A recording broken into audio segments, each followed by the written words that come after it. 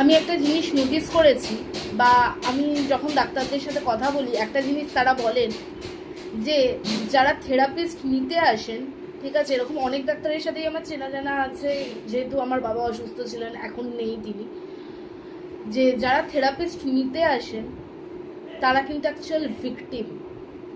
ঠিক আছে, অ্যাকচুয়াল যার থেরাপিস্ট দরকার সে কিন্তু আসে না।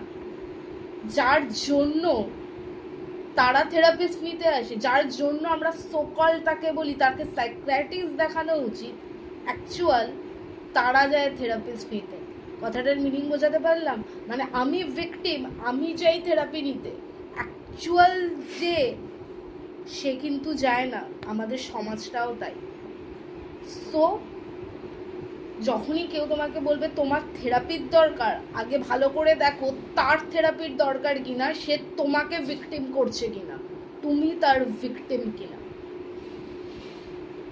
আর এটা সব থেকে বেশি ঘটে ফ্যামিলি পলিটিক্স। ফ্যামিলির লোকেরাই এই কাজটা বেশি করে থাকে। সো ভিকটিম যারা, তারা কিন্তু অ্যাকচুয়াল তাদের থেরাপিস্টের দরকার বা তাদের অ্যাকচুয়াল থেরাপির দরকার হয় না।